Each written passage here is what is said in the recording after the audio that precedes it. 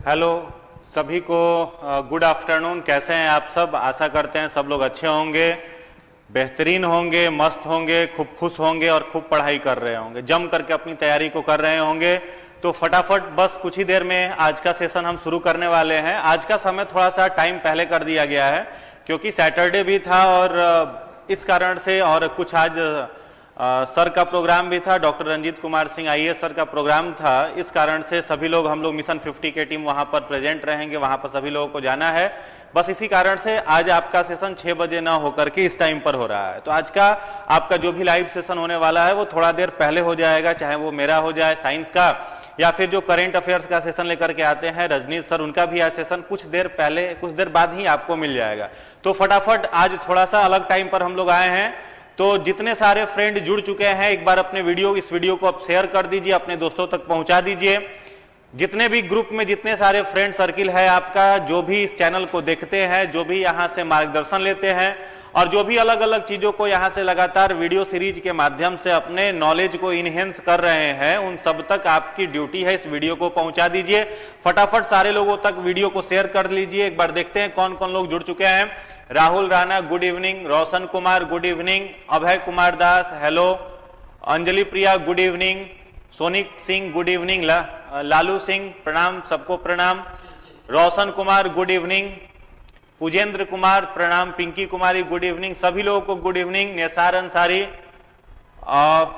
मुझे बहुत हेल्प मिल रही है, बहुत बहुत थैंक यू आपको। आपको सेशन अच्छा लग रहा है तो अपने दोस्तों को भी बताइए और अधिक से अधिक लोगों तक इस चैनल को, इस वीडियो को आप पहुंचाने का प्रयास करेंगे। Anil Kumar good afternoon, Chandeshwar Prasad good evening, समा प्रवीण गुड इवनिंग, सभी लोगों को गुड इवनिंग, वार्म वेलकम है आप सभी का। फटाफट जुड़ जाइए और अपने दोस्तों तक आप वीडियो को पहुंचा दीजिए, सारे ग्रुप में शेयर कर दीजिए।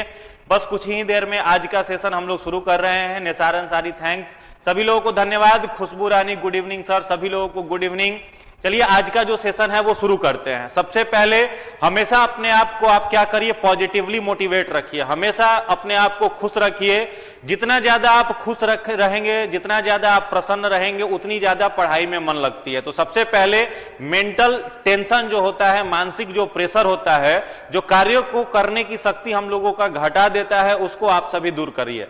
और इसको दूर करने का सबसे सटीक उपाय है, जो व्यक्ति जितना ज्यादा अधिक लेबर करेगा, मेहनत करेगा, पढ़ाई को करेगा, उसके चेहरे का निखार, उसके बात करने का तरीका, उसके वाणी में ओज ऑटोमेटिक आते चला जाता है। तो अपने आप को अगर मजबूत करना है तो एक ही उपाय आपके पास है, खूब सारा पढ़ाई करिए, खूब बैठ करके मन लगा करके पढ़ाई करिए और रिजल्ट दे करके अपना और अपने माता पिता का नाम रोशन करिए। कई लोग आपको मिलेगा ऐसा जो आपको कहेगा कि यार तुमसे नहीं होगा, निगेटिव विचार देने वाले लोग आपको बहुत मिलेंगे। हो सकता है आपके कुछ सीनियर्स भी हो, वो आपसे कहे कि यार हम तो 6 साल से तैयारी कर रहे, मेरा तो हुआ नहीं, तुम्हारा कैसे हो जाएगा। कोई आपके चाचा का उम्र का हो, वो आपसे आकर के कहेगा देखो यार मेरा पटना में रहते रहते या फिर दिल्ली में रहते रहते माथा में का बाल, जिसको चांदी का बाल कहते हैं, कहे कि माथा में का बाल झड़ गया, मेरा पीसीएस नहीं निकला, तुम्हारा कैसे निकल जाएगा।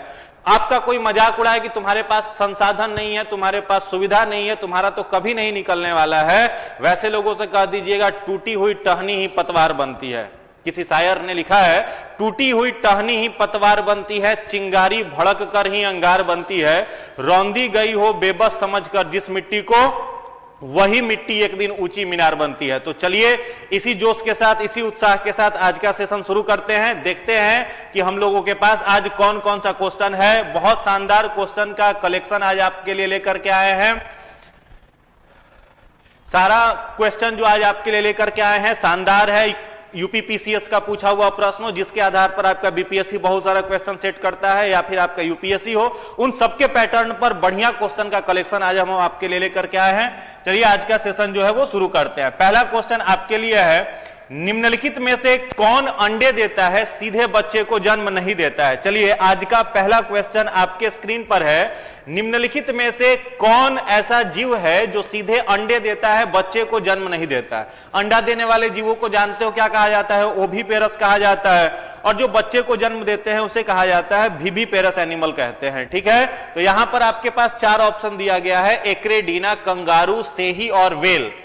एक्रेडीना, बी है कंगारू, सी है सेही और डी है वेल। और बीपीएससी का 5वें ऑप्शन के साथ है प्रश्न पूछा जा रहा है कौन अंडे को देता है सीधे बच्चे को जन्म नहीं देता है। देखते हैं कितने सारे लोग आंसर दे रहे हैं। चलो आंसर आना शुरू हो गया। सब लोग एक्रेडीना कह रहे हैं। ऑप्शन ए की तरफ सभी लोगों का रुझान है। लगातार आंसर आ रहा है। कुछ लोग बी भी कह रहे हैं। फटाफट बी भी कुछ लोग कह रहे हैं। पहले तो चैनल को अपने दोस्तों तक शेयर कर दीजिए। जितने सारे लोग जुड़ चुके हैं सारे फ्रेंड तक चैनल को शेयर कर दीजिए और इस क्वेश्चन का आंसर दीजिए। बहुत धन्यवाद आप लोगों का। लगातार आप लोग बढ़ते चले जा रहे हैं, लगातार लोग जुड़ रहे हैं।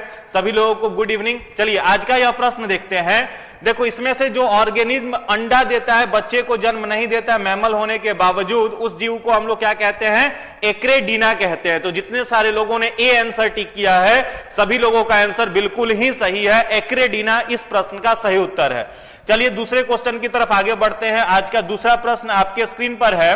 निम्नलिखित में से किस प्रकार के जीव में वह घटना पाई जाती है जिसमें मादा मैथुनोपरांत नर को मार देती है? मादा जो होती है वो मैथुनोपरांत नर को मार देती है। वैसा कौन सा जीव है जिसमें जो मादा होती है वो मैथुनोपरांत सेक्सुअल रिप्रोडक्शन के बाद में नर को मार देती है? ऑप्शन है ड्रैगन फ्लाई, ऑप्शन है मधुमक्खी, सी है मकड़ी और डी है पिट वाइपर। फटाफट कमेंट कर करके आंसर बताइए फटाफट। जो लोग तनु कुमार कह रहे हैं निगेटिव बोलती हैं, पढ़ाई नहीं करने देती हैं, करने देंगी जी पढ़ाई। उनको समझाइए, अच्छे से समझाइए, वो आपको सपोर्ट करेंगे। चलो फटाफट आंसर दीजिए।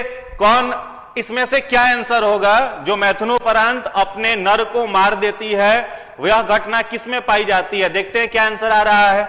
लगातार आंसर आने लगा। मकड़ी मकड़ी मकड़ी। वाह वेरी गुड। जितने सारे लोगों ने इसका आंसर मकड़ी किया है उन सारे लोगों का सही है। आपके हाथ में कॉपी और पेन लेकर के बैठिएगा। कॉपी और पेन हाथ में रहना चाहिए।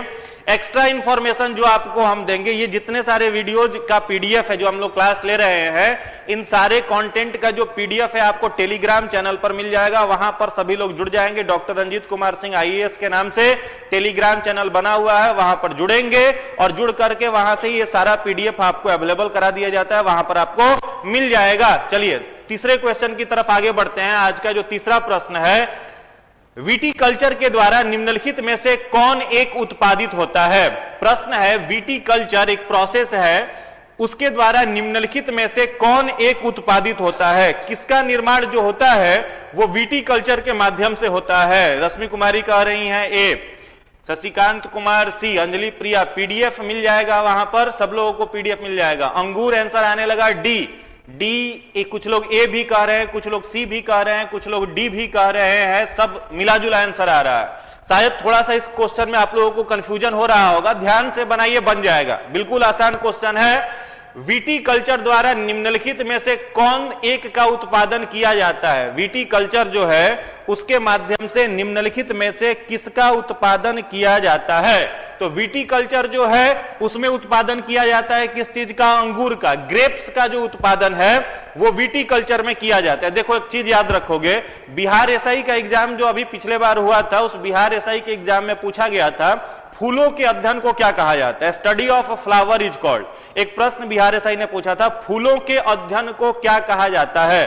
और ऑप्शन में डाला हुआ था एंथोलॉजी भी डाला हुआ था और फ्लोरिकल्चर भी डाला हुआ था। तो बहुत सारे विद्यार्थी ऐसे थे जो सोचे फ्लोरी अगर वर्ड है तो फ्लोरी का मतलब तो फ्लावर होगा, तो फ्लोरिकल्चर टिक करके चले आए, जबकि इसका राइट आंसर जो होगा वो एंथोलॉजी होगा। फूलों के अध्ययन को क्या कहते हैं? एंथोलॉजी। और जबकि फ्लोरिकल्चर क्या है? तो जिस वर्ड में कल्चर लगा हुआ रहे उसका मतलब होता है खेती। अगर कल्चर वर्ड में लगा हुआ रहे तो उसका मतलब क्या हो जाता है? खेती। और जहां पर लॉजी लगा हुआ रहे, लॉजी LOGY, लॉजी लगा हुआ रहे तो इस लॉजी का मतलब होता है स्टडी। तो ध्यान से आप आंसर देंगे। लॉजी लगा हुआ रहे तो स्टडी, और अगर कल्चर लगा हुआ रहे तो इसका मतलब खेती। तो फूलों की खेती फ्लोरिकल्चर और फूलों का अध्ययन एंथोलॉजी। वैसे ही यहां पर पूछा जा रहा है आपसे विटीकल्चर में निम्नलिखित में से किसका उत्पादन किया जाता है? तो विटीकल्चर में उत्पादन किया जाता है अंगूर का। चलिए मेरा एक क्वेश्चन आप लोगों से है, बायोलॉजी के किस ब्रांच में हम लोग सिल्क वॉर्म का अध्ययन करते हैं? Silk worm keeping, silk worm keeping, रेशम के कीट का पालन बायोलॉजी के किस ब्रांच में किया जाता है? फटाफट कमेंट बॉक्स में आंसर बताएंगे फटाफट। हाँ एंथोलॉजी जो है या फूलों का अध्ययन है? फटाफट कमेंट कर करके इसका आंसर बताइए। इस प्रश्न का उत्तर दीजिए। विटीकल्चर तो हो गया अंगूर की खेती, सिल्क वॉर्म का अध्ययन, सिल्क वॉर्म जिसे रेशम का कीट कहते हैं, इसे हिंदी में कहेंगे रेशम का कीट। तो रेशम का जो कीट होता है इसका पालन बायोलॉजी के किस ब्रांच में इसका अध्ययन किया जाता है? चलिए फटाफट आंसर बताइए, फटाफट। सेरीकल्चर आंसर आने लगा, बिल्कुल ही सही जवाब है। जितने सारे लोगों ने सेरीकल्चर कहा है तो याद रखोगे सिल्कवर्म कीपिंग का जो अध्ययन होता है उसे हम लोग कहते हैं sericulture is the branch of biology where we study about silkworm keeping. चलिए एक और प्रश्न आपसे पूछते हैं, यहां पर जो शहद लिखा गया है यह किससे तैयार होता है? तो मधुमक्खी से। शहद जो है वह मधुमक्खी से तैयार किया जाता है, जिसको हनी बी इंग्लिश में कहते हैं। तो जो हनी बी होता है उसके पालने के अध्ययन को क्या कहते हैं? Study of honey bee keeping is known as. फटाफट कमेंट करके आंसर बताइए। Study of honey bee keeping is known as, मधुमक्खी पालन के अध्ययन को क्या कहा जाता है? जितने लोग इसका आंसर जान रहे हो फटाफट कमेंट कर करके आंसर बताइए। हनी बी कीपिंग को क्या कहेंगे? Very good, very good. Puja Rosa कह रहे हैं horticulture, Janki Kumar apiculture, very good. जितने सारे लोग एपी कल्चर कह रहे हैं सभी का आंसर सही है। ध्यान देंगे, हनी बी कीपिंग को क्या कहा जाता है? तो हनी बी कीपिंग को कहा जाता है एपी कल्चर। तो यहां आपको इतने सारे इंफॉर्मेशन मिले, कॉपी पेस्ट को नोट कर लेंगे। चलो अगले प्रश्न की तरफ बढ़ते हैं। आज का जो चौथा प्रश्न आपके लिए है, वृद्ध होने की प्रक्रिया के अध्ययन को क्या कहते हैं? या फिर जीर्णावस्था के अध्ययन को क्या कहते हैं? कोई व्यक्ति है वो लगातार धीरे धीरे उसकी आयु बढ़ रही है, वो बूढ़ा हो रहा है, तो उसके अध्ययन को क्या कहते हैं? जेरेंटोलॉजी कहते हैं, या एथनोलॉजी कहते हैं, या एंथ्रोपोलॉजी कहते हैं, या थेनेटोलॉजी कहते हैं? फटाफट कमेंट करके आंसर बताइए। चलिए आंसर आने लगा, बहुत सारे लोग इसका आंसर ए दे रहे हैं, ए आंसर कह रहे हैं, ए। जितने सारे लोग इसका आंसर ए कह रहे हैं, कुछ लोग जेरेंटोलॉजी कह रहे हैं, टाइप करिए, टाइप कर करके लिखिए। ए भी लिखिएगा तो हो सकता है आपके दिमाग से जब एग्जाम में पूछा जाए तो स्किप कर जाए, लेकिन पूरा अगर आप टाइप करके लिखते हैं तो वो आपके दिमाग से स्किप नहीं करेगा। Very good. जितने सारे लोगों ने इसका आंसर जेरेंटोलॉजी दिया है उसका उत्तर बिल्कुल ही सही है। वृद्धावस्था के अध्ययन को क्या कहा जाता है? जेरेंटोलॉजी कहा जाता है। चलो अगले प्रश्न की तरफ आगे बढ़ते हैं। आज का 5वां क्वेश्चन आपके लिए है, हाइड्रोपोनिक्स क्या है? हाइड्रोपोनिक्स एक बायोलॉजी का ब्रांच है, उसमें हम लोग किसके बारे में अध्ययन करते हैं? Hydroponics is the study of मृदा विहीन पादप संवर्धन, ऑप्शन बी है पादप में कलम लगाना, ऑप्शन सी है सब्जियों का अध्ययन, जबकि ऑप्शन डी पूछा गया है जल संचरण। कमेंट कर करके आंसर बताइए। चलिए अगला क्वेश्चन, एक नेक्स्ट क्वेश्चन आपके पास 5वां प्रश्न आ चुका है। चौथा क्वेश्चन से आगे बढ़िए। 5वां क्वेश्चन जो आपके लिए है, हाइड्रोपोनिक्स क्या है? मृदा विहीन पादप संवर्धन है, पादप में कलम लगाना है, सब्जियों का अध्ययन है, या जल संचरण है? फटाफट कमेंट करिए, आंसर बताइए। हाइड्रोपोनिक्स क्या है? हाइड्रोपोनिक्स क्या है? कमेंट करके आंसर बताइए। हाइड्रोपोनिक्स क्या है? Very good, very good. लगातार ए, कुछ लोग डी भी आंसर कर रहे हैं, तो डी आंसर कर रहे हैं, उनका उत्तर बिल्कुल ही गलत है। डी इसका सही उत्तर नहीं होगा। इसका सही उत्तर क्या होगा? मृदा विहीन पादप संवर्धन, यानी वैसे पौधे जो जल के बिना लगाया जाए। कुछ पौधे आप मिट्टी के बिना लगाया जाए, कुछ पौधों को जैसे मनी प्लांट है उसको लगाने के लिए पानी की आवश्यकता है, बस उसको मिट्टी में भी लगा सकते हैं, लेकिन मिट्टी के बिना भी वो ग्रो कर सकता है। तो वैसे पौधे जिन्हें मिट्टी विहीन लगाया जा सके उनके अध्ययन को क्या कहते हैं? हम लोग हाइड्रोपोनिक्स कहते हैं। चलिए एक क्वेश्चन और आपसे हम पूछते हैं, सब्जियों के अध्ययन को क्या कहा जाता है? Study of vegetables is called, study of vegetables is called, सब्जियों के अध्ययन को क्या कहा जाता है? फटाफट कमेंट कर करके आंसर बताइए। सब्जियों के अध्ययन को क्या कहा जाता है? सब्जियों के अध्ययन को क्या कहा जाता है? आंसर नहीं आ रहा है, फटाफट कमेंट करिए। वेरी गुड, वेरी गुड आने लगा। जितने सारे लोग सब्जियों के अध्ययन को क्या कहते हैं? कुछ लोग हॉर्टिकल्चर कह रहे हैं, कुछ लोग ओलेरी कल्चर कह रहे हैं, कंफ्यूजन है, कुछ लोग पोमोलॉजी भी कह रहे हैं। वेरी गुड, गलत है। चलो, तो सब्जियों का अध्ययन जो है इसे क्या कहा जाता है? ओलेरी कल्चर। सब्जियों के अध्ययन को हम लोग क्या कहते हैं? ओलेरी कल्चर। ओलेरी कल्चर में क्या किया जाता है? सब्जियों का अध्ययन किया जाता है, या सब्जियों की खेती का अध्ययन किया जाता है ओलेरी कल्चर में। या फिर अगर आपसे पूछे फलों का अध्ययन, स्टडी ऑफ फ्रूट्स, तो फलों का अध्ययन किस ब्रांच में किया जाता है? तो फलों का अध्ययन हम लोग करते हैं बायोलॉजी के जिस ब्रांच में, उसको हम लोग कहते हैं पोमोलॉजी। तो पोमोलॉजी में क्या करा जाता है? फलों का अध्ययन किया जाता है। चलिए अगले प्रश्न की तरफ आगे आते हैं। आज का छठा क्वेश्चन आपके लिए है कोशिका भित्ति। अगला प्रश्न आपके लिए है कोशिका भित्ति किस चीज की बनी होती है? कोशिका भित्ति होती है, कैसी होती है? पारगम्य होती है या अर्ध पारगम्य होती है या फिर चयनात्मक पारगम्य होती है या अपारगम्य होती है? कोशिका भित्ति जो है इसका नेचर, इसकी प्रॉपर्टी जो होती है वो कैसी होती है? स्टडी ऑफ कोशिका भित्ति की प्रवृत्ति, nature of cell wall. What is the nature of cell wall? कुछ लोग सेमी परमिएबल कह रहे हैं, कुछ लोग, चलिए फटाफट कमेंट कर करके आंसर बताइए। फटाफट डी आंसर आने लगा। डी बी कंफ्यूजन है, बहुत सारे लोग डी कह रहे हैं, कुछ लोग बी कह रहे हैं, कुछ लोग डी कह रहे हैं, कुछ लोग बी कह रहे हैं। देखो कोशिका भित्ति जो है, कोशिका भित्ति का मतलब क्या हो गया? Cell wall. सेल वॉल, इसको हम लोग क्या कहते हैं? कोशिका भित्ति कहते हैं। अब कोशिका भित्ति जो होता है यह 3 जीवों में पाया जाता है। कितने जीवों में? तो बस 3 जीवों में पाया जाता है। किसमें किसमें? तो पौधों में पाया जाता है, बैक्टीरिया में पाया जाता है और फंजाई में। पौधों में, बैक्टीरिया में और फंजाई में, केवल इन 3 जीवों में क्या पाया जाता है? कोशिका भित्ति पाया जाता है। तो जो भी कोशिका भित्ति होता है यह कैसा होता है? पारगम्य। कोशिका भित्ति जो होती है वो कैसी होती है? पारगम्य, परमिएबल। अगर हम यहां पर कोशिका भित्ति आपसे न पूछते, अगर हम आपसे पूछते हैं कि कोशिका झिल्ली कैसी होती है, कोशिका झिल्ली कैसी होती है, सेल मेम्ब्रेन, और ऑप्शन इन्हीं में से कोई एक हो, आपसे पूछा जाता कोशिका भित्ति ना पूछ करके कोशिका झिल्ली कैसी होती है, और ऑप्शन में से यही रहता तो आप क्या कहते हैं? कोशिका झिल्ली जो होती है वो अर्ध पारगम्य होती है। कोशिका झिल्ली कैसी होती है? अर्ध पारगम्य, सेलेक्टिवली परमिएबल कह लो, चयनात्मक पारगम्य, या फिर सेमी परमिएबल, अर्ध पारगम्य। ठीक है।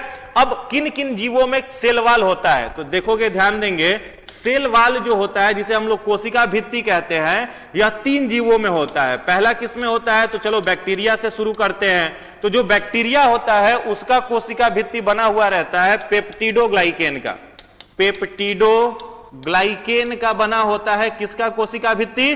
बैक्टीरिया का। दूसरा अगर आपसे पूछा जाए किसमें और है, तो जो कवक होता है जिसे हम लोग फंजाई कहते हैं, इसमें भी कोशिका भित्ति पाया जाता है, और कवकों का कोशिका भित्ति बना हुआ होता है काइटिन नामक पॉलीसेकेराइड शुगर का।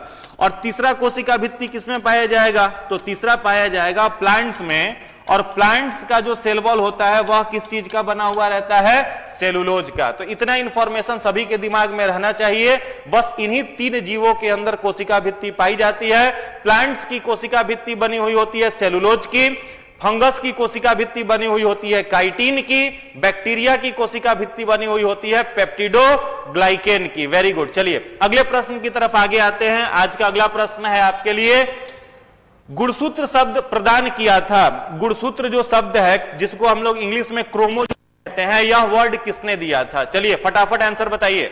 गुणसूत्र शब्द, क्रोमोजोम वर्ड जो है वो किसके द्वारा दिया गया था? क्या यह हॉफमिस्टर के द्वारा दिया गया था, क्या वाइल्डेयर के द्वारा दिया गया था, या सूटन के द्वारा दिया गया था, या वैगनर के द्वारा दिया गया था? Chromosome word was given by, chromosome word was given by. चलिए आंसर आने लगा। हरेंद्र कुमार कह रहे हैं वाइल्डेयर, कुणाल राज वाइल्डेयर, लाडली अली कह रहे हैं ए होगा, कृष्णा बी, बहुत सारे लोग बी कह रहे हैं, कुछ लोग ए भी कह रहे हैं, कुछ लोग सी भी कह रहे हैं। ए बी सी तीनों आंसर आने लगा।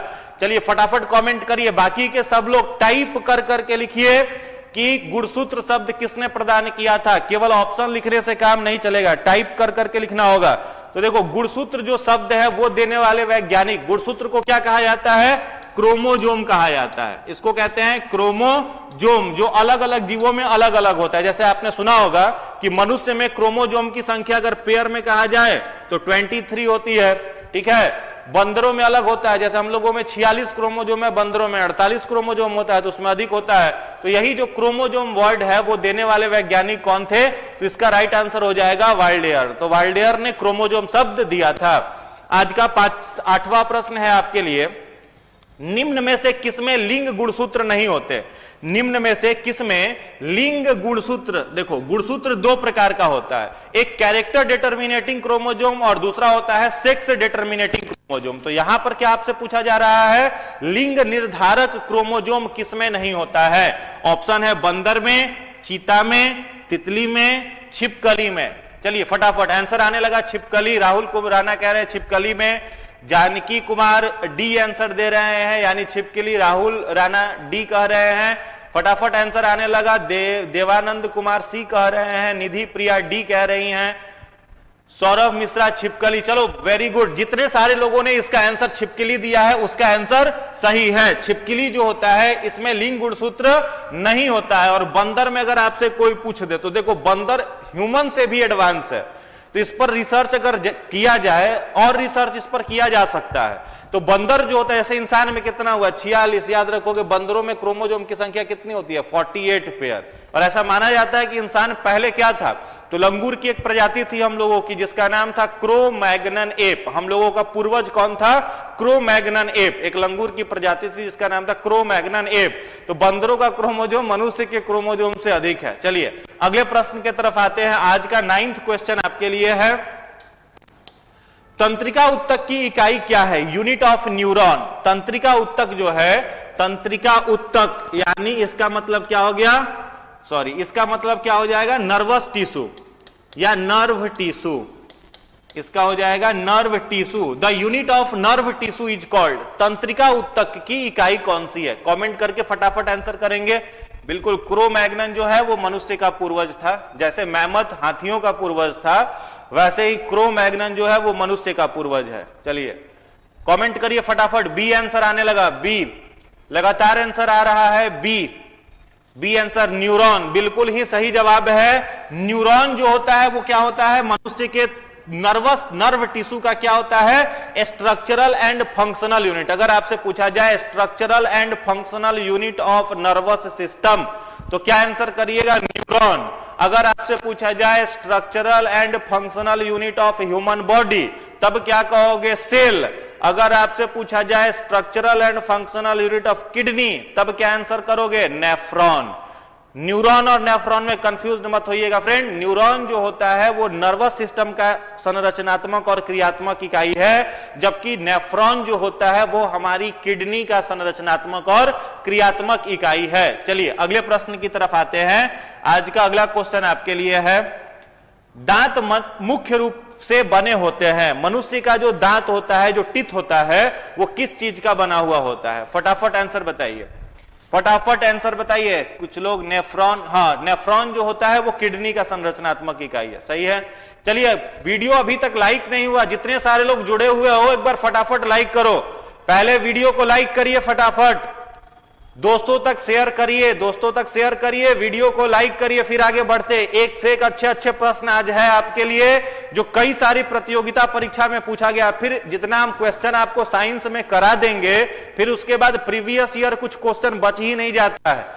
केवल इन प्रश्नों के अलावा एक प्रश्न से हम 4-4 प्रश्न लेकर के आते हैं, 3-3 प्रश्न लेकर के आते हैं। उसके बाद कोई क्वेश्चन बैंक आपके लिए बचता नहीं है साइंस का जिसे आपको एक्स्ट्रा एफर्ट के साथ बनाना पड़े। तो उतना कलेक्शन आपको यहां से दिया जा रहा है। तो एक बार फटाफट सारे लोग वीडियो को लाइक कर दीजिए, अपने फ्रेंड्स तक शेयर कर दीजिए। चलिए रोशन कुमार कह रहे हैं कर दिए सर, वेरी गुड, बहुत बहुत धन्यवाद आपका। जितने सारे लोग लाइक कर दिए हैं सभी लोगों को बहुत बहुत धन्यवाद, शुक्रिया। चलिए इस प्रश्न को देखते हैं। दांत जो है मनुष्य का वो किस चीज का बना हुआ होता है? देखिए दांत जो होता है, सबसे पहले अगर आपसे पूछा जाए दांत क्या है तो दांत जो होता है माउथ में तो दिख ही रहा है, तो दांत के अध्ययन को हम लोग क्या कहते हैं? तो याद रखोगे ओडोंटोलॉजी।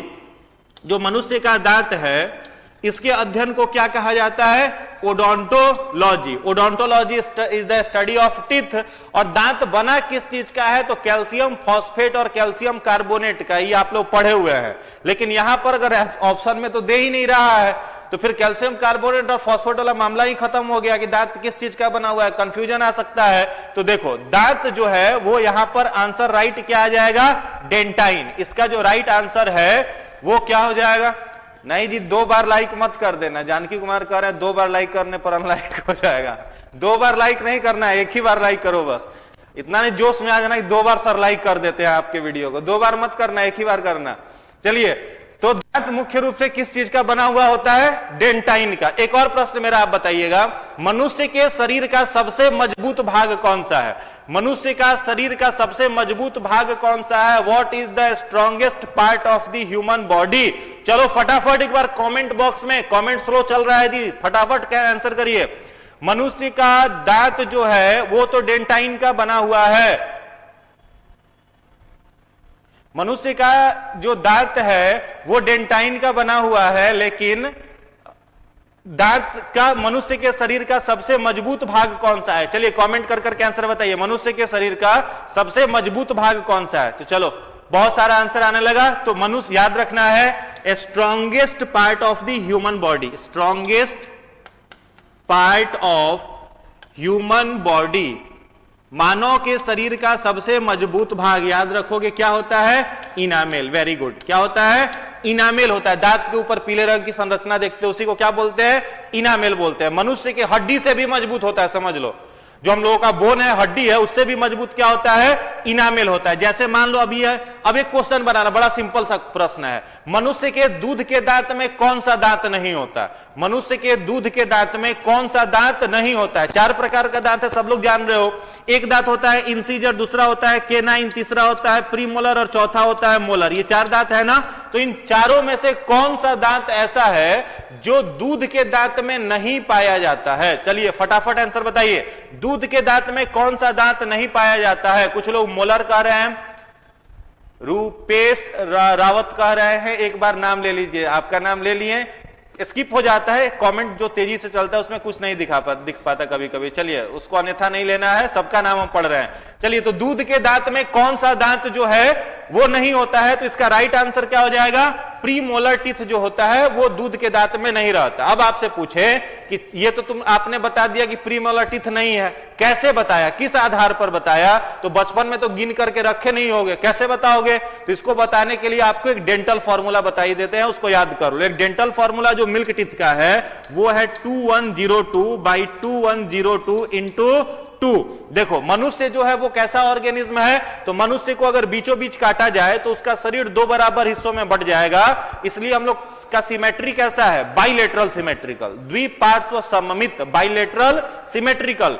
तो ये ऊपर जो लिखा हुआ है ये ऊपरे जबड़े में दांतों की संख्या है, नीचे जो लिखा हुआ है ये निचले जबड़े में दांतों की संख्या है, और 2 से मल्टीप्लाई इसलिए किया गया है कि लिप्स के इधर जो दांत जिस जगह पर है, लिप्स के इधर वह दांत उसी जगह पर है। जैसे यहां केनाइन है तो यहां भी केनाइन है, इसलिए कितना से मल्टीप्लाई किए हैं? 2 से। तो देखिए 2 और 2 4 हुआ, 4 दूना 8 हो गया। तो मिल्क टीथ में इंसीजर की संख्या कितनी होती है? 8। केनाइन अगर पूछे तो 1 1 2, 2 दूना 4। दूध के दांत में केनाइन की संख्या 4। प्रीमोलर पूछे तो देख रहे हो 0 0, तो 0 रह गया। 0 क्या है? भस्मासुर है, जिसके साथ गुणा करो उसी को भस्म करके 0 बनाता है। तो यहां भी क्या रह गया? 0 रह गया। उसके बाद यहां पर मोलर है, तो ये भी 2 2 4 दूना 8 हो गया, टोटल 20। दूध के दांत की कुल संख्या कितनी होती है? 20 होती है। इस चीज को आप याद कर लेंगे। तो दूध के दांत का डेंटल फॉर्मूला है 2102/2102 इंटू 2। और मिल्क टीथ में कौन सा दांत नहीं होता है? तो प्रीमोलर टीथ जो होता है वो नहीं होता है। चलिए एक और प्रश्न आपसे इसी से रिलेटेड पूछते हैं, परमानेंट टीथ, इसी से संबंधित एक प्रश्न है आपके लिए। परमानेंट टीथ, अस्थाई दांत जो मनुष्य का है, इसकी संख्या कितनी होती है? सब लोग जान रहे हो, 32।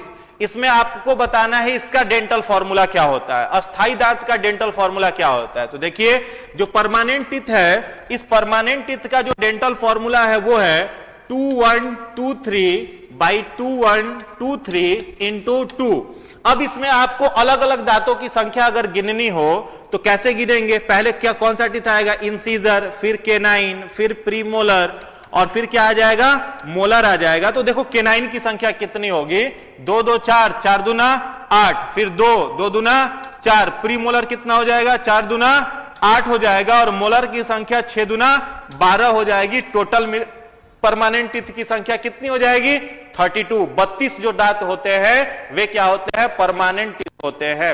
चलिए, तो जितने सारे लोग नए जुड़े हैं, अभी जस्ट जो लोग जुड़ रहे हैं, एक बार फटाफट आप वीडियो को लाइक कर दीजिए और फ्रेंड्स तक शेयर कर दीजिए। चलिए अगले प्रश्न की तरफ आगे आते हैं। परमानेंट टीथ का याद हो गया सभी को, 2123 बाई 2123 इंटू 2। मिल्क टीथ का 2102 बाई 2102 इंटू 2। कल एक क्वेश्चन और हमने बताया था कि परमानेंट मिल्क टीथ जब टूटता है फिर परमानेंट टीथ आता है तो नए कितने दांत आते हैं, तो कितनी हो जाती है संख्या, 20 हो जाती है। चलो अगला प्रश्न आपके लिए है, आज का 11वां नंबर प्रश्न है आपके लिए। मानव मस्तिष्क के निम्नलिखित भागों में से कौन सी एक निगरण और उल्टी का नियमन केंद्र है? यानी सिंपल भाषा में अगर समझो तो जो वोमिटिंग होता है, वोमिटिंग कैसा है समझिए पहले, बाद में इसका आंसर दीजिए, पहले 2 मिनट समझो। 2 प्रकार का एक्शन हम लोग करते हैं, एक को कहते हैं वॉलेंट्री एक्शन और एक को कहते हैं इनवॉलेंट्री एक्शन। वॉलेंट्री एक्शन का मतलब ऐच्छिक क्रिया और इनवॉलेंट्री का मतलब अनैच्छिक क्रिया। तो इनवॉलेंट्री एक्शन जो अनैच्छिक क्रिया है उसको हम लोग कंट्रोल नहीं कर सकते, उसे हमारा एएनएस देखता है, ऑटोनॉमिक नर्वस सिस्टम देखता है। और वॉलेंट्री एक्शन को कंट्रोल करने का काम कौन करता है, तो ब्रेन करता है। तो उल्टी जो आ रही है, वोमिटिंग आ रही है, ये कैसा एक्शन है, इनवॉलेंट्री एक्शन है जिसे हम लोग रोक नहीं सकते हैं। ठीक है, तो जो काम हम लोग खुद से कंट्रोल नहीं कर सकते हैं वो होता है इनवॉलेंट्री एक्शन, और जिसे हम लोग कंट्रोल कर सकते हैं उसे कहते हैं वॉलेंट्री एक्शन। जैसे अगर आपसे पूछे आप सड़क पर चल रहे हैं, तो सड़क पर चल रहे हैं तो जहां आप चाहते हैं वहीं पर अपना पैर रखते हैं, ये आपका कैसा एक्शन है, वॉलेंट्री एक्शन है। अब किसी को ठंड लग रही हो और वो कहे कि नहीं ठंडा में कांपेंगे नहीं, ऐसे ही रहेंगे, तो उसका शरीर उसको अलाउ नहीं करेगा, कांपना पड़ेगा भाई, सिहरना पड़ेगा, रोंगटा तुम्हारा खड़ा होगा ही होगा वहां पे। और क्या इनवॉलेंट्री एक्शन हो सकता, मान लो किसी को उल्टी आ रही है, वो बोले नहीं मुंह बंद करके रखेंगे, उल्टी करना ही नहीं है, रोक लेना है, नहीं मानेगा वो उल्टी है। किसी को छींक आ रहा है, छींकना ही पड़ेगा। रात में सोने के लिए जाइए और उस समय अपने हार्ट को कहिए, अपने हृदय को कहिए कि दोस्त 5 मिनट के लिए बंद हो जाओ ना, आधा घंटा के बाद चालू कर लेंगे तुमको, तो वो आपका बात मानने वाला नहीं है। तो जो काम को आप लोग कंट्रोल नहीं कर सकते हैं वो कैसा एक्शन है, इनवॉलेंट्री, और जिसे आप कंट्रोल कर सकते हैं वॉलेंट्री। चलिए अब ये क्वेश्चन आप बना लोगे। मानव मस्तिष्क में के निम्नलिखित भागों में से कौन सा भाग निगरण और उल्टी का नियमन करता है, अनुमस्तिष्क, प्रमस्तिष्क, मेडुला ऑब्लेंगाटा या पोन्स? फटाफट कमेंट कर करके आंसर बताइए। क्वेश्चन नंबर 11 का आंसर बताइए फटाफट। 11 का आंसर क्या होगा? चलिए हम देख रहे हैं, बहुत सारे लोग सी कह रहे हैं, मेडुला ऑब्लेंगाटा। वाह, वेरी गुड वेरी गुड, सब लोगों का आंसर आ रहा है मेडुला ऑब्लेंगाटा। तो मेडुला ऑब्लेंगाटा जो है इस प्रश्न का सही उत्तर है, जो उल्टी और नियमन का क्या है, केंद्र है, जो उसको कंट्रोल करता है, मेडुला ऑब्लेंगाटा। Very good. चलिए अगले प्रश्न की तरफ आगे बढ़ते हैं। आज का अगला प्रश्न है अनुवांशिकी। अनुवांशिकी की इकाई क्या है? अनुवांशिकी जिसको हम लोग क्या कहते हैं, इनहेरिटेंस कहते हैं, और अनुवांशिकी के अध्ययन को जेनेटिक्स कहते हैं। तो इनहेरिटेंस जो है उसका यूनिट क्या है? ऑप्शन ए है क्रोमोजोम, ऑप्शन बी है राइबोजोम, ऑप्शन सी है जीन, ऑप्शन डी है lysosome. Study of unit of inheritance. चलिए आंसर आने लगा, सी सी सी, फटाफट आप लोग आंसर दे रहे हैं सी, सभी लोग सी आंसर दे रहे हैं। सी का मतलब क्या? जीन। जीन आप लोग कह रहे हैं। अब देखते हैं कि जीन जो है वो सही आंसर है या गलत आंसर है। तो बिल्कुल जितने सारे लोगों ने इसका आंसर जीन दिया है, सारे लोगों का उत्तर सही है। लाइसोजोम के बारे में हमने कल इंफॉर्मेशन आपको दिया ही था, इसे suicidal bag of the cell कहते हैं। और लाइसोजोम के अंदर क्या पाया जाता है, फटाफट बताओ, लाइसोजोम के अंदर क्या पाया जाता है जिसके चलते उसे सुसाइडल बैग कहते हैं? कल बताए थे, फटाफट कमेंट करके बताइए। 2 चीज, कौन सा स्ट्रॉन्ग एंजाइम होता है? एसिड हाइड्रोलेज, और उसी को क्या कहते हैं? Hydrolytic enzyme. एसिड हाइड्रोलेज या फिर हाइड्रोलाइटिक एंजाइम, ये कहां पर पाया जाता है? लाइसोजोम में, जिसके चलते उसे सुसाइडल बैग कहते हैं। इसकी खोज डी डुबे ने की थी। राइबोजोम को फैक्ट्री ऑफ प्रोटीन कहते हैं। इसका आंसर क्या हो जाएगा? जीन हो जाएगा। चलिए अगले प्रश्न की तरफ आगे बढ़ते हैं। आज का 13 नंबर क्वेश्चन आपके लिए है, पृथ्वी पर किसी वस्तु का पलायन वेग चंद्रमा पर उस वस्तु के पलायन वेग से क्या होगा? चलिए बिल्कुल जबरदस्त क्वेश्चन है, कई बार रिपीट हुआ है पीसीएस के एग्जाम में। बताइए आंसर, फटाफट आंसर बताइए। अभी बस 226 लोग ही जुड़ रहे हैं और लाइव में अपने फ्रेंड तक शेयर करिए। आज टाइम थोड़ा सा हम लोग पहले आ गए हैं, आज थोड़ा हम लोग पहले आ गए हैं, जिसके चलते अभी कुछ लोगों को इंफॉर्मेशन नहीं था आज इस समय का। तो अपने दोस्तों तक आप इस वीडियो को जरूर पहुंचा दीजिए, उनको बता दीजिए कि अभी लाइव क्लासेस चल रही है। चलिए पृथ्वी पर किसी वस्तु का पलायन वेग चंद्रमा पर उस वस्तु के पलायन वेग से क्या होगा? बराबर होगा, अधिक होगा, कम होगा या फिर कुछ और इसका आंसर होगा? चलिए फटाफट इसका आंसर आप लोग बताइए। तो 13 नंबर जो प्रश्न है इसका राइट आंसर जो हो जाएगा वो क्या हो जाएगा? बी। जितने सारे लोग बी कह रहे हैं उसका आंसर सही है। पृथ्वी जो है, इस पृथ्वी से चंद्रमा ऐसा माना जाता है कि चंद्रमा पर जाने के बाद बॉडी का वेट कितना हो जाता है जी? G/6 हो जाता है। तो बॉडी हल्का हो गया।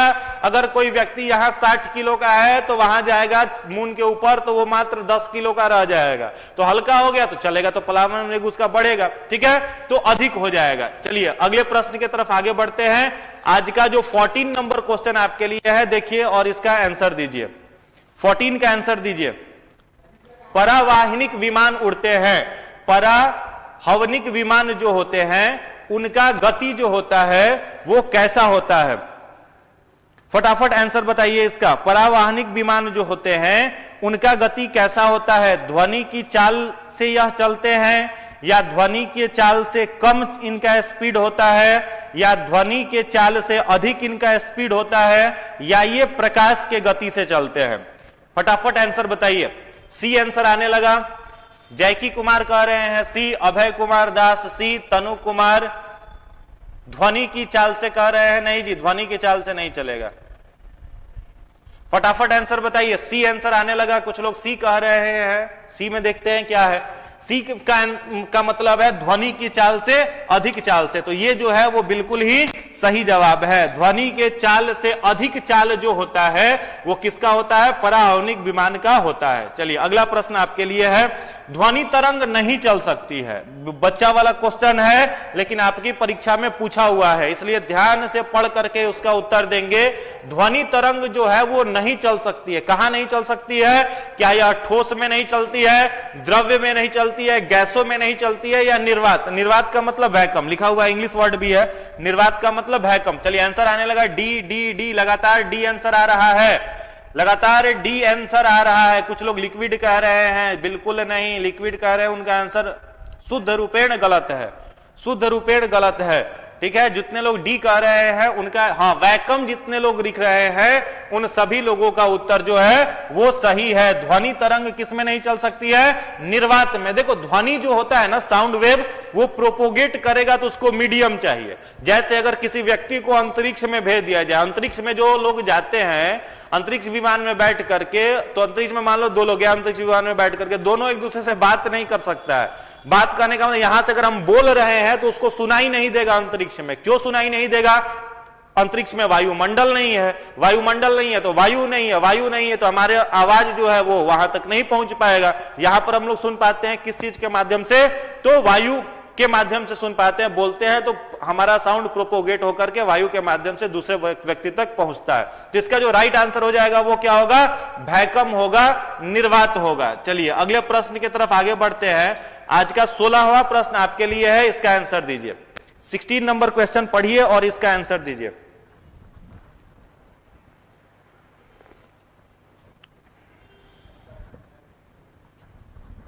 सिक्सटीन नंबर क्वेश्चन आपके लिए है। पराश्रव्य वे ध्वनियां हैं जिनकी आवृत्ति होती है 20,000 हर्ट्ज से अधिक, 10,000 हर्ट्ज से कम, 20,000 हर्ट्ज के बराबर, उपरोक्त में से कोई नहीं। पराश्रव्य, पराश्रव्य का मतलब क्या? चलिए आंसर देखते हैं।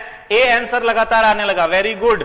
जितने सारे लोग ए आंसर कर रहे हैं, more than 20,000, very good very good very good, वाह मजा आ गया, मजा आ गया, मजा आ गया। बिल्कुल सही जवाब है। देखो हम लोगों की सुनने की जो कैपेसिटी होती है ना, जितना आवाज हम लोग सुन सकते हैं वो होता है 20 से 20,000 हर्ट्ज के बीच में, ठीक है। और यहां पर मामला कितना जा रहा है? पराश्रव्य ध्वनि के बारे में, पराश्रव्य होगा यहां पर, तो पराश्रव्य ध्वनि के बारे में आपसे पूछ रहा है। तो इसका आंसर क्या हो जाएगा? 20,000 हर्ट्ज से अधिक। तो ए इज द राइट आंसर। चलिए आप लोगों को लास्ट में क्या करना है? पूरा जोड़ करके बताना है कि किसका कितना नंबर आया, और ईमानदारी से। कई बच्चे ऐसे हैं जो ऑनेस्टली नहीं दिखा रहे हैं अपने आप को ग्रुप में अच्छा दिखाने के लिए।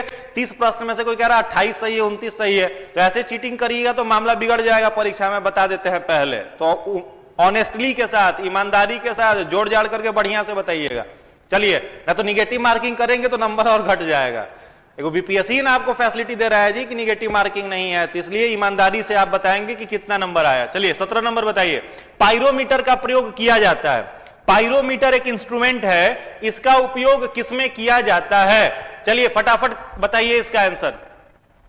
पायरोमीटर जो है इसका उपयोग किसमें किया जाता है? सूर्य के तापमान को ज्ञात करने के लिए, या फिर मानव शरीर का ताप ज्ञात करने के लिए, जल का ताप ज्ञात करने के लिए, या गैसों का ताप ज्ञात करने के लिए? चलिए फटाफट पायरोमीटर का प्रयोग किसमें किया जाता है? आंसर बताइए। Pyrometer instrument is used for, तो देखो पायरोमीटर जो इंस्ट्रूमेंट है, मानव शरीर का तापमान, ऐसे ही गलत ऑप्शन हो गया, नहीं हो गया। थर्मामीटर का यूज करते हैं। अब यहां कोई कहते हैं कि रक्तदाब मापने के लिए, तो सब लोग जा रहे हैं रक्तदाब किससे मापा जाता है? Blood pressure is measured by which instrument? क्या कहिएगा? एस्फिग्नोमैनोमीटर। एस्फिग्नोमैनोमीटर के द्वारा क्या मापते हैं? ब्लड प्रेशर, शरीर का तापमान थर्मोमीटर, और जो पायरोमीटर होता है ना, उससे हम लोग क्या मापते हैं? सूर्य के तापमान को मापते हैं। सूर्य के तापमान को मापा जाता है पायरोमीटर से। Very good. जितने सारे लोगों ने ए आंसर किया है सभी का जवाब बिल्कुल ही सही है। अगले प्रश्न की तरफ आते हैं। बस 30 क्वेश्चन ही लेकर के आए हैं। चलिए अगला प्रश्न देखिए। रेल की दो पटरियों के बीच थोड़ी जगह क्यों छोड़ी जाती है? एक हमको लग रहा है कि पांचवा छठा का प्रश्न है, लेकिन पीसीएस पूछा हुआ है इसलिए आपके लिए लेकर के आए हैं। तो अच्छे से पढ़ करके इसका आंसर दीजिएगा। अच्छे से पढ़ करके इसका आंसर दीजिएगा। रेल के दो पटरियों के बीच थोड़ी जगह क्यों छोड़ी जाती है? ध्यान से पढ़िए, उसके बाद आंसर दीजिए। Option A, B, C, D, E option B है। कुछ लोग बी कह रहे हैं, अजय कुमार कह रहे हैं ए। अजय कुमार कंफ्यूजन में है। चलिए इसका आंसर देखते हैं। रेल के दो पटरियों के बीच थोड़ी जगह छोड़ी जाती है। अब देखो पहला क्या लिखा हुआ है? इससे लोहे की बचत होती है। तो किसी मामला में सही लग रहा है। भारत बड़ी धनी राष्ट्र है, बहुत पैसा रुपया है, तो लोहा नहीं बचाएगा। तो ये आंसर तो ऐसे ही गलत हो गया। दूसरा ऑप्शन देखते हैं। इसमें पटरियों को ऊष्मीय प्रसार के लिए स्थान मिल जाता है। तो कोई बकलोलो होगा, वो आंसर बता देगा कि धातुएं गर्मी पाकर के क्या करती हैं? फैलती हैं, और ठंड पाकर के सिकुड़ती हैं। इसीलिए रेल के दो पटरियों के बीच में जगह छोड़ा जाता है। तो जितने लोगों ने बी आंसर टिक किया है सभी लोगों का आंसर बिल्कुल ही सही है। Very good. चलिए अगले प्रश्न की तरफ आगे आते हैं। आज का 19 नंबर क्वेश्चन आपके लिए है। किस रंग के प्रकाश की तरंग दैर्घ्य सबसे कम होती है? किस रंग के प्रकाश की तरंग दैर्घ्य सबसे कम होती है? यहां पर ही देख लीजिएगा, अधिक मत देख लेना। कम पूछा जा रहा है। बैगनी, पीला, नीला या लाल, या नन ऑफ अबव? चलिए फटाफट ए आंसर आने लगा। बैगनी, कुछ लोग बी कह रहे हैं, कुछ लोग ए, कुछ लोग डी भी कह रहे हैं। वायलेट कुछ लोग इंग्लिश में लिख रहे हैं। चलिए बैगनी, वायलेट में ज्यादातर लोगों का आंसर बैगनी ही आ रहा है। ज्यादातर जो स्टूडेंट हैं उनका आंसर जो है वो बैगनी आ रहा है। देखते हैं इस प्रश्न का सही उत्तर क्या होगा।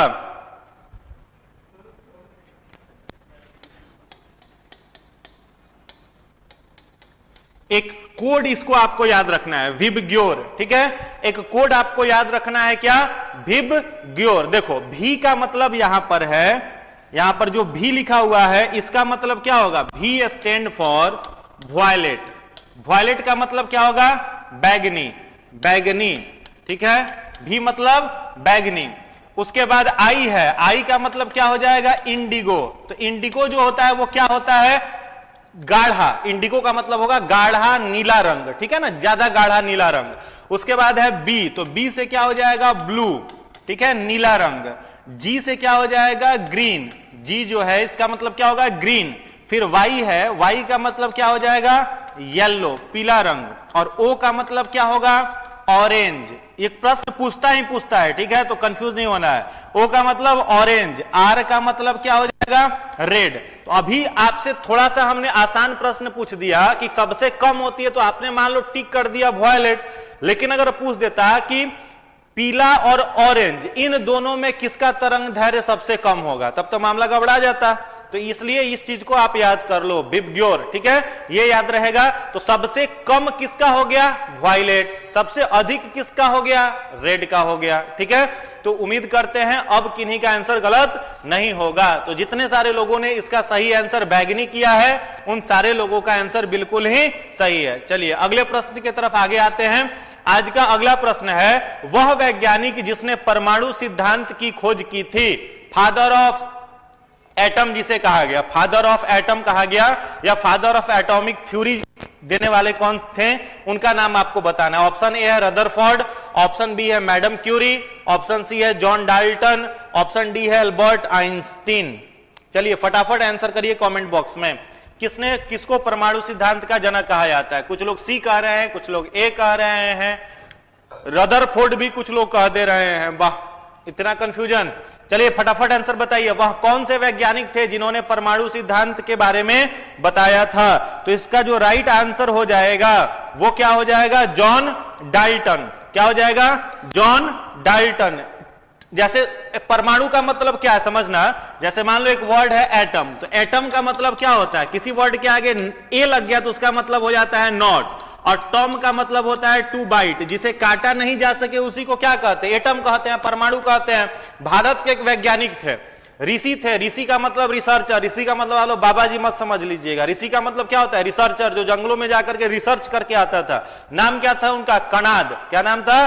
कणाद नाम था। उन्होंने सबसे पहले कौन सा शब्द दिया था? परमाणु। परमाणु के बारे में बता दिया था उसी समय किसी ने? ऋषि कणाद ने। बाद में ना डाल्टन आया तो क्या करा? कॉपी ओपी मार दिया उनका।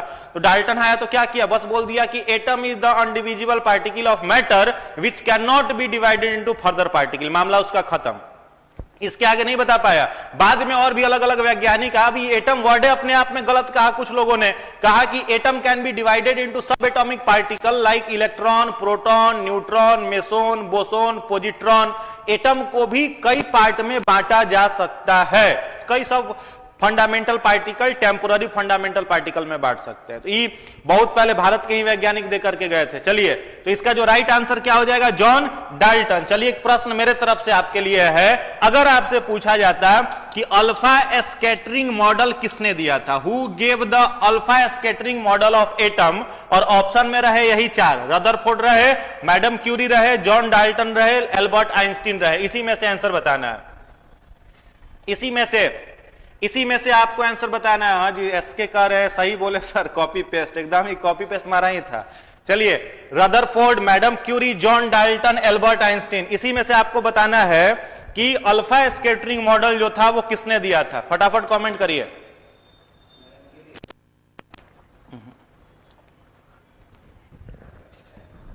देखो, अल्फा स्कैटरिंग मॉडल जो देने वाले वैज्ञानिक थे उनका क्या नाम था? रदरफोर्ड। याद रखना है, अगर आपसे पूछा जाता रदरफोर्ड ने क्या दिया था तो अल्फा स्कैटरिंग मॉडल। अब अल्फा स्कैटरिंग मॉडल क्या था वो समझ लेना।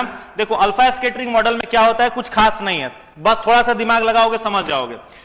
इसमें इन्होंने क्या किया था, रदरफोर्ड ने एक सोना का पतला चादर लिया, ठीक है, गोल्ड शीट लिया, सोना का एक पतला चादर लिया और रेडियम से अल्फा किरण तैयार कराया, और रेडियम को अल्फा किरण तैयार कराया और इस सोना के चादर से क्या करा दिया? पास करा दिया, ठीक है। और उसके आधार पर 3 नियम इसने दिए। टोटल इसने कितना रे पास करवाया था? तो 20,000 अल्फा रे सोना के चादर से पास करवाया था किसने? रदरफोर्ड ने। और पास कराया तो 3 बात इसने कहा। पहला बात कहा कि परमाणु जो होता है उसका अधिकांश भाग क्या होता है? खोखला होता है। इसको फिगर से समझिए। जैसे मान लो ये क्या है, एक सोने का पतला चादर है, थिन शीट ऑफ गोल्ड। सोना का यह क्या है? पतला चादर है। अब रदरफोर्ड ने क्या करवाया?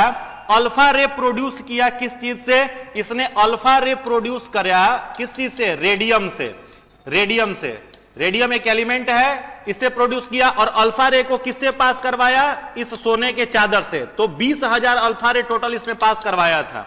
और सारे के सारे जो अल्फा रे थे वो इससे पास करके निकल जा रहे थे। तो पहला बात इस रदरफोर्ड ने क्या कहा कि परमाणु का अधिकांश भाग खोखला होता है, इसलिए अधिकांश जो विकिरण है वो पास कर करके चला गया।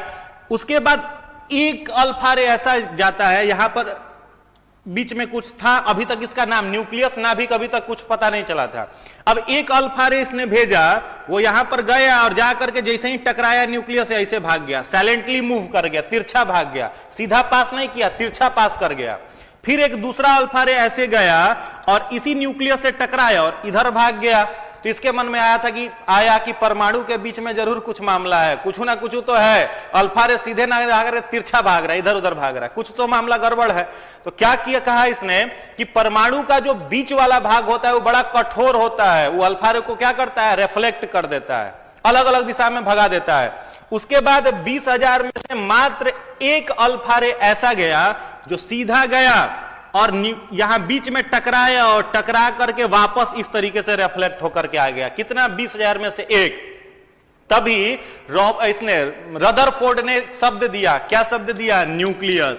न्यूक्लियस शब्द किसने दिया था, रदरफोर्ड ने दिया था। और न्यूक्लियस की लंबाई को न्यूक्लियस की त्रिज्या को किसमें मापा जाता है, बताइए। एटम के नाभिक के त्रिज्या को किसमें मापा जाता है, फटाफट कमेंट कर करके बताइए। एटम के नाभिक के त्रिज्या को किसमें मापा जाता है, तो किसमें मापा जाता है, फर्मी में मापा जाता है। किसमें मापा जाता है, फर्मी में। नाभिक की त्रिज्या को फर्मी में मापा जाता है और एटम की त्रिज्या को किसमें मापा जाता है, एंगस्ट्रॉम में मापा जाता है। चलिए अगले प्रश्न की तरफ आगे बढ़ते हैं। तो रदरफोर्ड ने अल्फा स्कैटरिंग मॉडल दिया और जिसने परमाणु सिद्धांत की खोज की उसका क्या नाम था, जॉन डाल्टन। अगले प्रश्न की तरफ आइए, क्वेश्चन नंबर 21। पोजिट्रॉन के खोजकर्ता कौन है, पोजिट्रॉन के खोजकर्ता कौन है, फटाफट कमेंट करिए। पोजिट्रॉन के खोजकर्ता कौन है, चैडविक थे, यहां पर युकावा होगा, यहां होगा युकावा, ठीक है। बताइए पोजिट्रॉन के खोजकर्ता कौन थे, चैडविक थे, युकावा थे, एंडरसन थे या रदरफोर्ड थे, फटाफट कमेंट कर करके आंसर बताइए फटाफट। पोजिट्रॉन के खोजकर्ता कौन थे, पोजिट्रॉन के खोजकर्ता कौन थे, हु डिस्कवर पोजिट्रॉन, फटाफट आंसर बताइए। तो इसका जो राइट आंसर देखते हैं, कमेंट एक बार। सब लोग सी कह रहे हैं, कुछ एंडरसन कुछ लोग कह रहे हैं, कुछ लोग युकावा भी कह रहे हैं, देखिए एक भी कह रहे हैं कुछ लोग। देखो याद रखोगे, पोजिट्रॉन जो है ये इलेक्ट्रॉन का क्या है, एंटी पार्टिकल है। एंटी पार्टिकल ऑफ इलेक्ट्रॉन को क्या कहा जाता है, पोजिट्रॉन कहा जाता है। इलेक्ट्रॉन को रिवॉल्व करने से ये क्या करता है, डिस्टर्ब करता है। तो इस पोजिट्रॉन की खोज किसने की थी, एंडरसन। किसने की थी, एंडरसन। तो जितने सारे लोग एंडरसन कह रहे हैं उन सारे लोगों का उत्तर बिल्कुल ही सही। अब चलो एक क्वेश्चन अपने तरफ से देते हैं, बताइएगा न्यूट्रॉन की खोज किसने की थी। न्यूट्रॉन जो होता है जिस पर कोई चार्ज नहीं होता है, चार्जलेस होता है, उसकी खोज किसने की थी। ऑप्शन यही चार है, चैडविक है, युकावा है, एंडरसन है और रदरफोर्ड है। बताइए न्यूट्रॉन की खोज किसने की थी, न्यूट्रॉन की खोज किसने की थी, फटाफट कमेंट कर करके आंसर बताइए। न्यूट्रॉन की खोज किसने की, न्यूट्रॉन की खोज किसने की थी, बताइए आंसर। न्यूट्रॉन की खोज किसने की थी, तो देखो न्यूट्रॉन जो है इसकी खोज किसने की थी, कहां गया, ये था चैडविक। न्यूट्रॉन की खोज किसने की थी, चैडविक ने की थी। तो अगर न्यूट्रॉन का खोज आपसे पूछता तो चैडविक आप आंसर बताते, ठीक है। तो चैडविक ने की थी, बिल्कुल ही सही जवाब है, अच्छा जवाब है। अब बताना कि युकावा ने किसका खोज किया था, युकावा, इस ऑप्शन को भी जान लो। युकावा ने किसका खोज किया था, तो युकावा ने खोज किया था मेसोन का। किसका किया था, मेसोन का। युकावा ने खोज किया मेसोन का, रदरफोर्ड ने किया युकावा ने किया मेसोन का, चैडविक ने किया किस चीज का, न्यूट्रॉन का, एंडरसन ने किसका किया, पोजिट्रॉन का किया। चलिए अगले प्रश्न की तरफ आते हैं।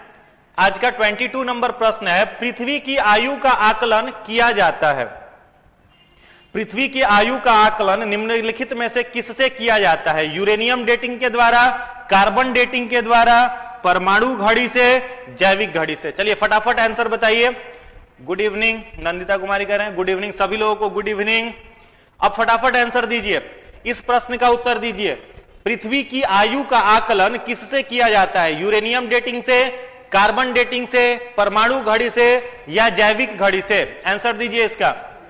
22 नंबर, बहुत लोगों का अलग अलग आंसर आ रहा है, कुछ लोग यूरेनियम भी बोल रहे हैं, कुछ लोग परमाणु भी बोल रहे हैं।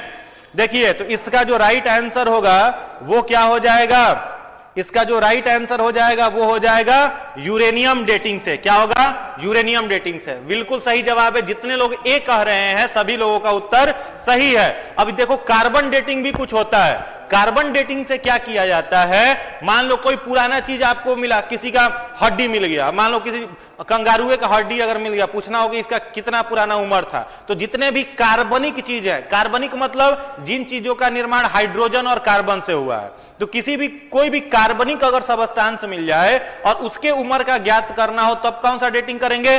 Carbon dating. अगर पूछा जाए, मान लो अभी कोई खुदाई हो और पुराना पेंटिंग मिल जाए, मिल गया कहीं पेंटिंग जो कोई राजा महाराजा लगाया होगा, उसका उम्र जानना हो, तो पुराने तस्वीर, पुराने पेंटिंग के भी का भी उम्र पता करने के लिए किसका उपयोग किया जाता है? कार्बन डेटिंग का किया जाता है। जबकि जो आपका परमाणु घड़ी है, इस परमाणु घड़ी का उपयोग किस में किया जाता है? तो आप लोग सुनते होंगे कि गाड़ी वगैरह में जीपीएस लगाया जाता है। तो जीपीएस जो लगाया जाता है, उस जीपीएस में किसका यूज किया जाता है? परमाणु घड़ी का। कार्बन डेटिंग फॉसिल्स के उम्र का पता करने के लिए, और यूरेनियम डेटिंग पृथ्वी के आयु का पता करने के लिए किया जाता है। 4.5 बिलियन साल पहले क्या बना था? पृथ्वी बना था। चलिए अगला प्रश्न है आज का 23। रेडियोधर्मिता के आविष्कारक कौन है?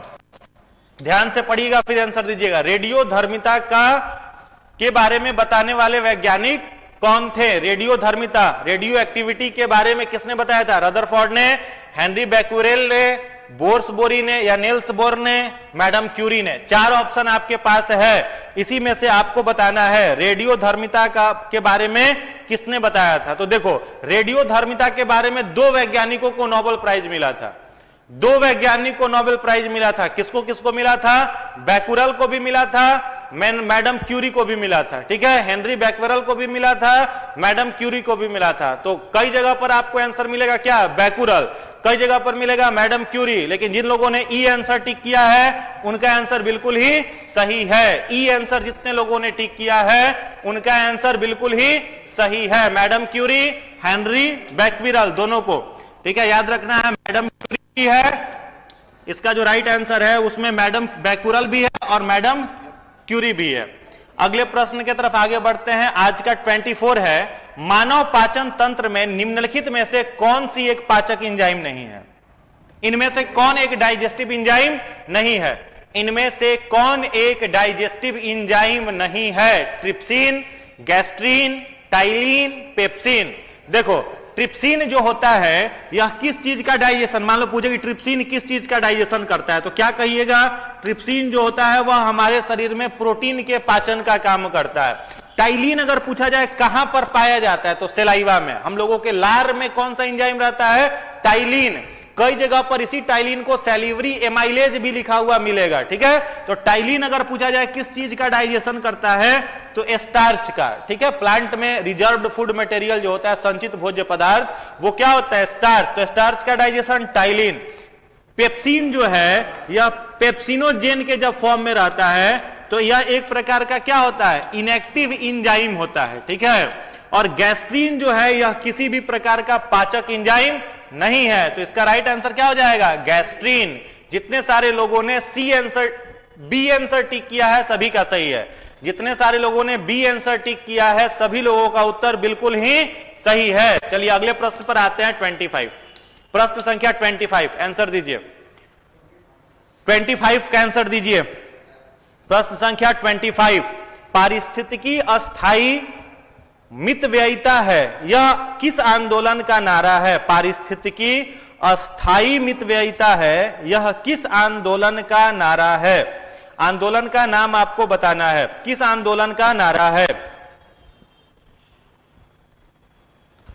ठीक है, तो देखो, पारिस्थितिकी अस्थायी मितव्ययिता, एक बार कमेंट देखते हैं। सब लोग सी कह रहे हैं, सी कह रहे हैं। Very good, very good. Chipko आंदोलन का क्या नारा था? तो चिपको आंदोलन का जो नारा था, चिपको मतलब समझ रहे हैं ना, पेड़ों से लोग चिपक जाते थे, पेड़ को पकड़ लेते थे कि पेड़ नहीं काटने देंगे, वही क्या था? चिपको मूवमेंट था। इस चिपको मूवमेंट का जो नारा था क्या था?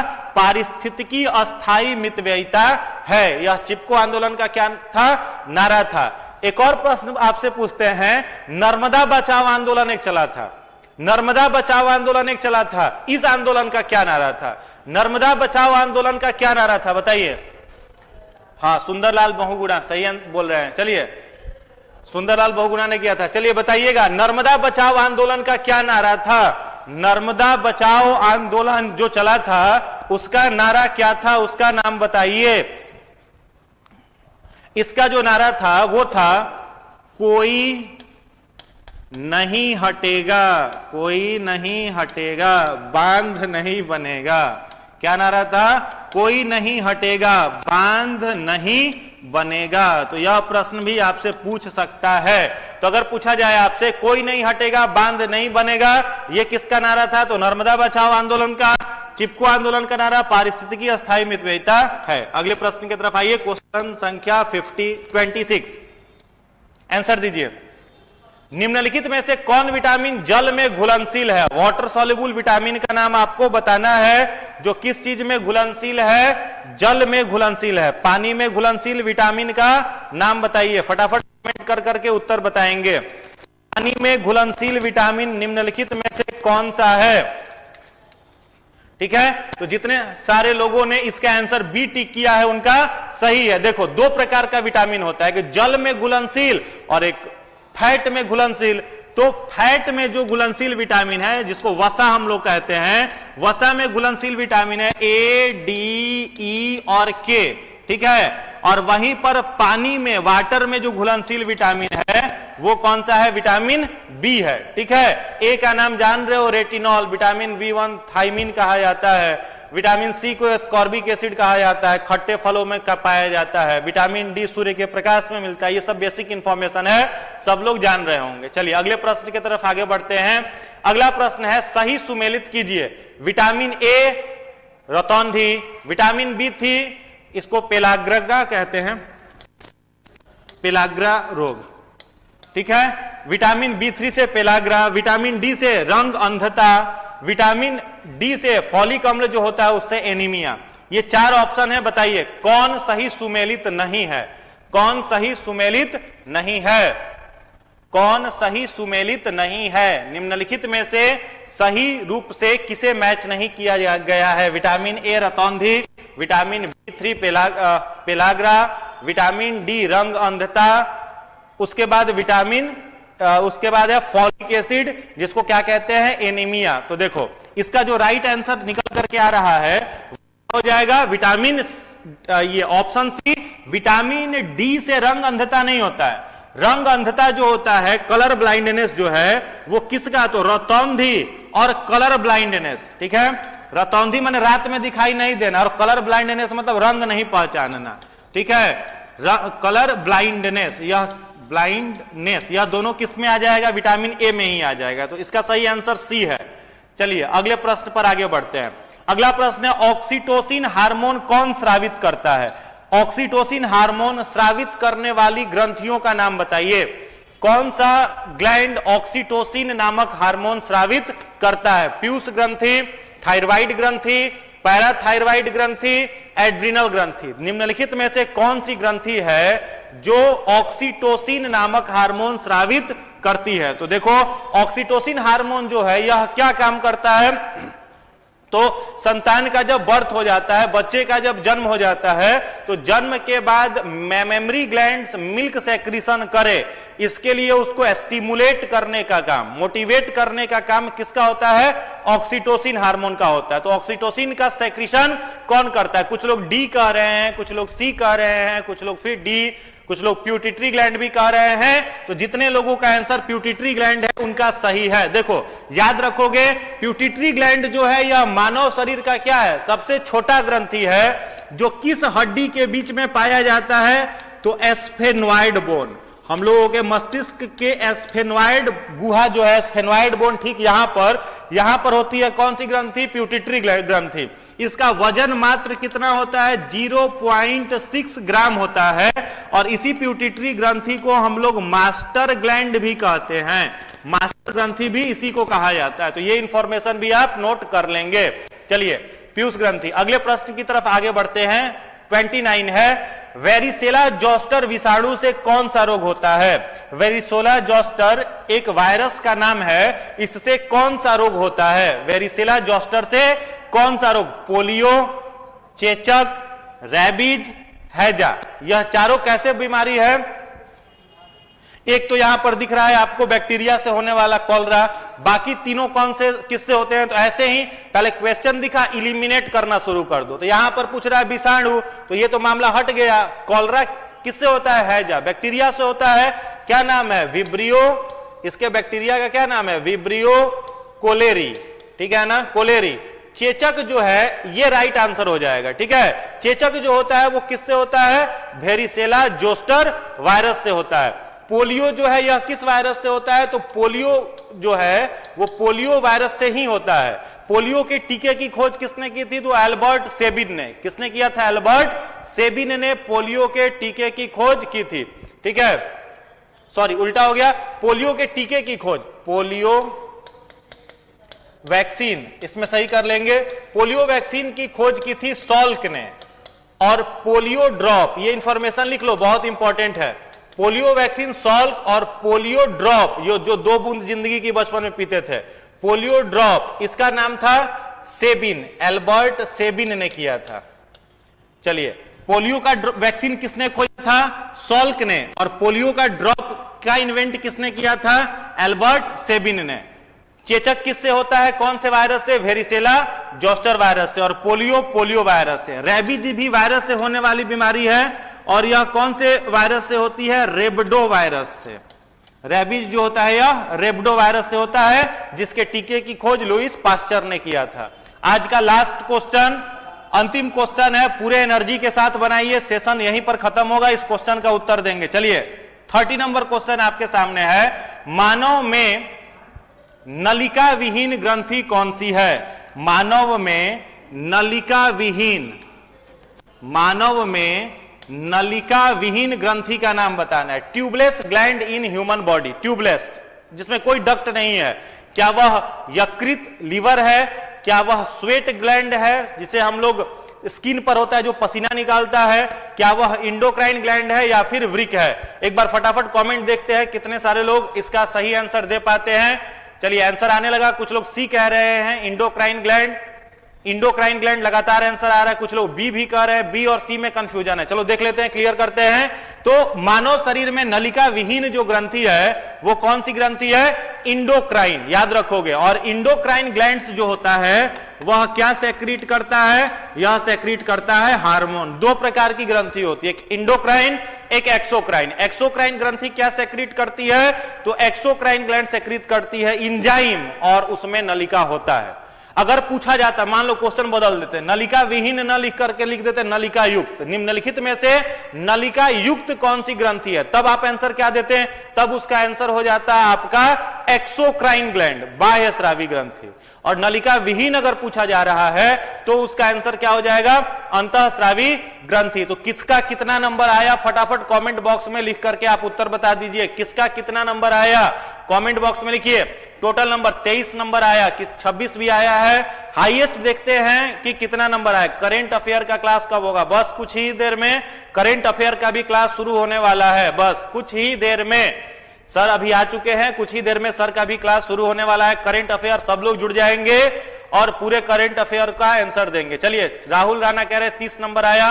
काजल झा थैंक यू, सभी लोगों को धन्यवाद। सभी लोगों का भविष्य उज्जवल हो, खूब उन्नति तरक्की करिए, खूब आगे बढ़िए, खूब मन लगा करके पढ़िए और इस बीपीएससी के प्रीलिम्स को क्वालिफाई करके फाइनल रिजल्ट तक जाना है।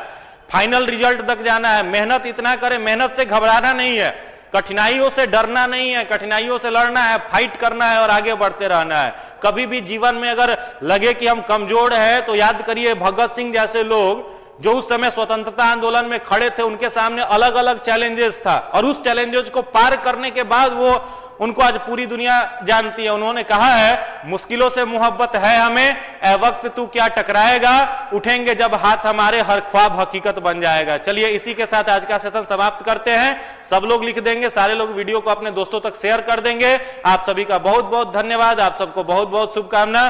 थैंक यू, धन्यवाद।